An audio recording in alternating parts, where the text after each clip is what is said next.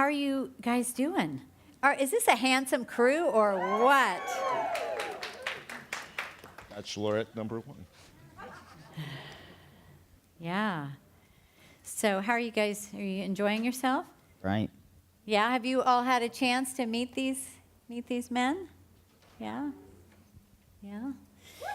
Yeah. Okay, that's what I'm looking for over here. Thank you very much. All right. So you all are just incredible in marketing, and you've had a lot of experience in different types of marketing, working with our clients in your own businesses, and many other clients over the years. What do you feel are the areas that the business owners struggle with the most? I think most business owners need to understand the lifetime value of an ideal client. And once they've worked that one out, to actually, after they've delivered the product or the service, work out what the lifetime profit is of an ideal client. Because Can you all hear this? Can you hear that? Okay. Once you've worked out the lifetime value of an ideal client, then you're one step closer to working out how much you can spend to acquire that client. Yeah, and so the lifetime, so this is, I want to talk about this a little bit because I think this is so important. When you're making a sale, when you spend on marketing, you're looking at how much am I bringing right in now. Like, say you do a webinar and you spend $2,000 in ads and you bring in, $1,500 or something like that. And you might think, oh, I lost $500. But for that $1,500 in that immediate sale, how much is the lifetime value of each of those clients over the next 3 years, right? What do your clients generally spend over a period of time? And so you'll see that you've just about broken even to then bring on much more revenue. That's what you're talking about. Absolutely. Yeah. So what about you, Chris? I think it's really funny that business owners, they like to just hire marketing agencies or hire these companies as though their job is to fix your problem, right? That's not their job. You have to do your piece. You have to take what they do and put it in the context of your business, right? So like I always say, anyone can sell a Lamborghini for $100. What are you giving them as an offer, right? Give them an amazing offer and they'll go sell it. And it'll be easy for them. And also understand the customer acquisition cost, like Giles was saying, right? So when you hire someone, you tell them, listen, I need to get my customers at $250 a piece. Okay? $250 a piece. And my sales team closes at 10%. So how much can I spend to get a lead? Anyone? 25 bucks. I need the phone to ring for 25 Do the math. You guys are like. Right?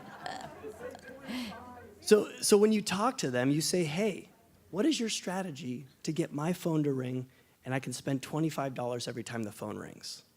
Because every 10th time, I'm going to get a customer. And that means that costs me $250. And that's how much I can spend to get a customer. So think about these things in the context of your business. Yeah, that's so smart, Chris. And I think another piece to that is that when you hire a marketing company, we've got some incredible marketing services out here, and they're brilliant at what they do.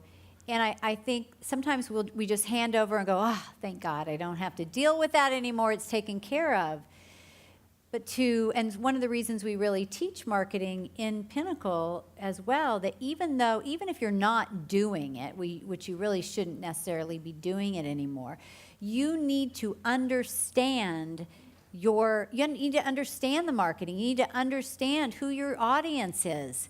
What is your brand? What are the pain points so that you're able to help the agency be successful, right? Absolutely.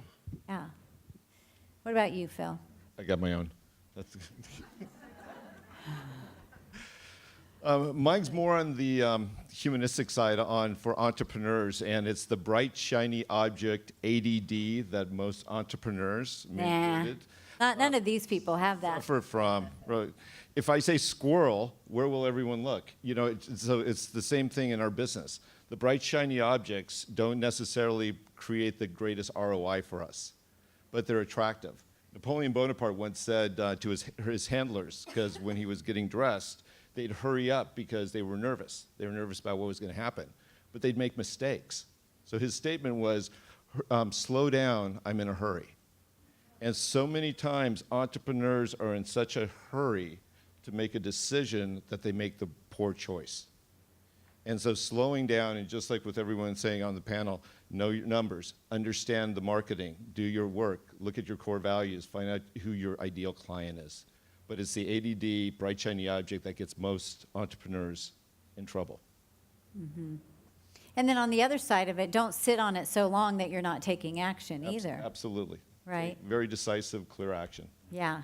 Perfect. Ask their mentor, Phil. Yes. Exactly. That'd be Phil Black. Phil at AllisonMaslan.com. All right. And Jim, how about you? Well, it's actually the combination of the three. I mean, there's wisdom here that's amazing. Understanding the lifetime value of a client and being able to understand when and how to make your decisions to make a change is really critical. Sometimes we let things go. I guess we used to call it at Apple, don't abdicate, delegate, which is what you were talking about, Allison. Mm-hmm. The same thing. At the end of the day, it's your business. You know it better than anybody else. So take control of that and provide guidance to the marketing team. Yeah, fantastic. Now, you all have had experience, I mean, you're so creative, and you have some really fun and just unique ways of applying some marketing strategies. And some of these you may have done before, but these are great reminders. When you were sharing them with me, I was like, oh my gosh, that's so good. Do you want to know what they are? You sure? Yes. Okay, so you tell us, because some creative marketing, what are some of your favorite marketing tips, Giles? Okay, my favorite marketing tip is turning customer feedback or reviews into ads.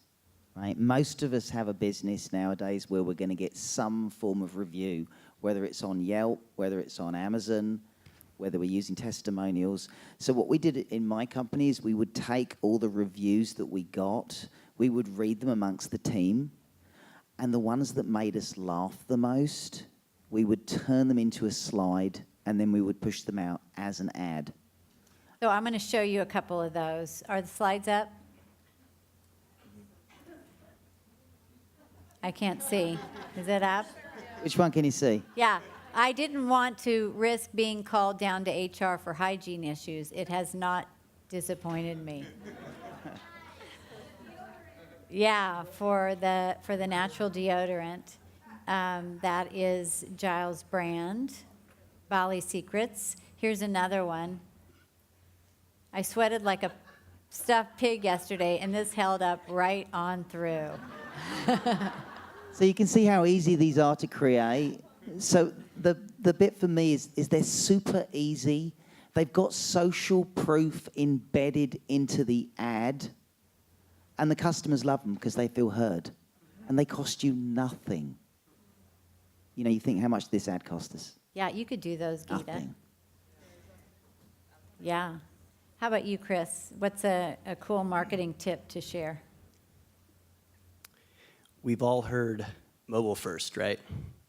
Everyone's saying that. Everyone's on their phones, right? 60% of people that look at your website is looking at it on your phone, right? Awesome. So what does that mean? What does that mean as far as things that are important? Number one most important thing, I've done so much testing on this, it's super nerdy, but load time. Load time. If you're actually at 1.65 seconds is when your bounce rate starts popping, right? every pixel you put on your website costs you 1/3 of a second, right? Like, it's just crazy. Like, I'm super fascinated by this stuff. But rule of thumb, get your website loading in under 2 seconds. And the way you figure that out, you don't go to your website and count 1 Mississippi, 2 Mississippi, okay? Go to pingdom.com. It's like kingdom with a P, all right? And put your URL in there and see what it pops up and tells you. Pingdom. Kingdom, like kingdom with a P. 2 seconds. Yeah. And do it regularly, yeah, because one day it could be working fine and then it doesn't, you know? Yeah. You'll quickly figure out that cheaping out on your servers is not a good way to go. Yeah, we went through a period of that where we couldn't, you know, we were going through all kinds of stuff on trying to get the site moving faster. We had downloaded some different, you know, apps on the site, and I don't know, that's definitely not my thing, but all I know is I got on there and it's like going like this in the spinning ball. So you just, and we fixed it, but you got to stay on top of it. And I think also, I think Dana is actually running those analysis as well as part of hers. So. Oh, okay. Fantastic. So have you all had a chance to go out and talk to the sponsors out here? Aren't they incredible? They're so savvy, and they each have a different area of marketing that they work with. Phil? There's a couple of things, and one of the biggest things is get out of your own way by worrying about your business first and becoming a go-giver. How many of you have read the book Go-Giver? Okay. So putting that book into practice is probably one of the key elements of building your business. Get out from behind your desk, go and meet people and see how you can be of service, and especially identify the right strategic alliance partners that match up with your core values, that have a vision, a clear vision, and see how you can help them build their business to success. You help other people become successful in this vein, they will turn around and the law of reciprocity comes right back to you. But when you expect reciprocity, you're not living the law of reciprocity. Because the law of reciprocity is about to go be a go-giver. Because it's the right thing to do. Not because you're expecting something in return. The other side of this too, and this is a game that I've played around the world, traveling. My game is all roads lead back to the San Fernando Valley. Who here's from the San Fernando Valley? See, look, there's a few of you. So what this did was it engages me. So I have no idea, and neither do you, who's sitting right next to you. And when you actually engage them into a conversation, that's not about, so what is your business, but something more personal. Eventually, the rest of the story shows up. And so I can always find 2 degrees of separation, someone from the San Fernando Valley, a cousin, a relative, something, wherever I've traveled, from Africa, Honduras, anywhere. And in the midst of it, I've met some amazing entrepreneurs, business owners, human beings. I do trapeze in San Fernando Valley. I didn't know. See, I didn't know that. I just learned something right there about Allison. And so get to know the people that you want to get to know. And the law of reciprocity comes true.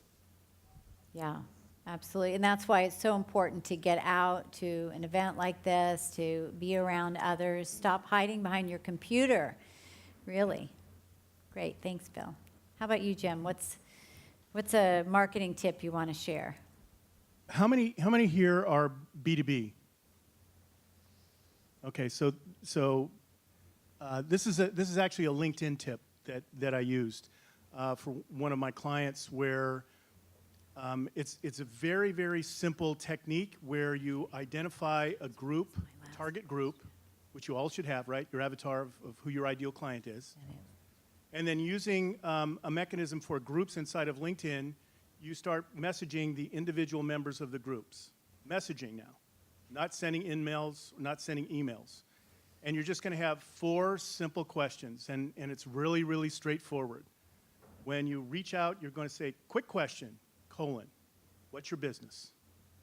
Let them respond. When they respond, thanks for responding. Who's your target client? They'll respond. Third question. Thanks. When is your ideal client ready for your services? Perfect.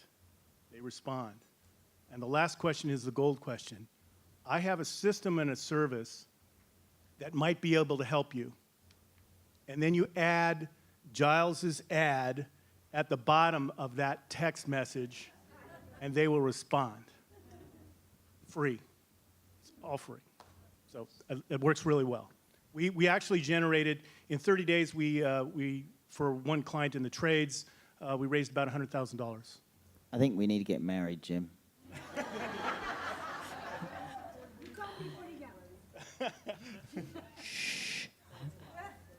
Yeah, no, that's fantastic. And I mean, all these are great marketing tips.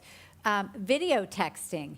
We use a lot of video texting. How many of you are doing the video texting? Okay, so if you, you guys are like, what are you talking about? Is this some kind of a, you know what I mean? So let's say that you go to a trade show. How many of you go to trade shows? Okay. And you are, or you have a booth at a trade show, either way, and you talk to a prospect. And you're having a conversation with them, and you're, you know, talking about whatever their challenges are, and you kind of make note of that, and you say, you know what, I'm going to kind of think about that and get back to you with some ideas. And so then you take a selfie with them, right? And so that they'll have your picture too. You text it to them. And then like the next day, let's say the trade show's 2 or 3 days. The next day, you record a video on your phone. It's got to be like under about 1:15, 1:20. And it's just, hi, it's Allison. Hey, you know, Louise, it was so wonderful meeting you yesterday at the XYZ booth, and I really loved talking with you, and I've been thinking a lot about the challenge that you discussed with me, and I'm really been thinking about that, and I'm going to come up with some ideas and some solutions for you, and I'm going to be back in touch with you in a couple of days. I hope you're having a fantastic time at the trade show, and I'll talk to you soon. Boom, text it, okay? I mean, they are going to remember you, and they are going to be so impressed that you are thinking about them, okay? Come Tuesday, text back. Hi, Louise, remember me? It's Allison. As I said, I've got an idea for you. And do you have 5 minutes right now just to jump on a call? I'd love to talk to you about it. Boom. Now, you got to come up with some idea, but you're going to catch their attention. People look at texts. They do. And a video text, it's very simple. This costs you nothing. And, you know, I use it all of the time, you know, in our business. The mentors use it. It's a great way of communicating with your clients, that you're thinking about them. It's just super powerful. Anyway, are these helpful marketing tips? Awesome. Let's give these guys a hand. Thank you, everyone. All right. Hey, Phil, you've got the matching teal socks. Thank you very much. See, that's my marketing tip number 3. Always wear sexy socks. So branding. Let's give these guys a hand.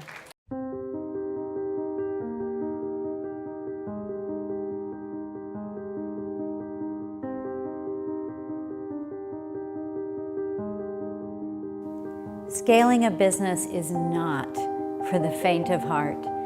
Playing it safe causes 34 million American business owners to avoid risk entirely and suffer from smallness. I understand what you're feeling. No matter how hard you work, no matter what you sacrifice, you just can't seem to get to that elusive next level. That's because what got you here is not going to get you there. Scaling is not about working harder. It's not that one right strategy. It's the whole picture. It's you. It's your big, beautiful vision. It's your team. It's your drive. It's how you show up. It's time to take a leap off the trapeze so you can soar high in your business, but you're holding on too tightly and killing your growth. If you're truly ready to leap, it will not be easy. If you want easy, there's always your comfort zone. Are you prepared to fly? You're well beyond the startup phase in your company. You've created a decent level of success. Your tenacity, your spirit have gotten you here.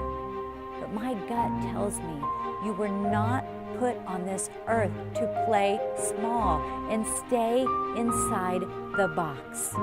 There is something about the ability to direct your own fate, that drive for freedom, expression of creativity, building your legacy, that pushes your entrepreneurial buttons and that wild spirit. If you are fully ready to bust out, step into your power, own it as the leader and visionary that you are. It's time to get your arms around the method that will finally get you there. You are not meant to be small. You are meant to shine. If you are truly all in, then let the adventure begin.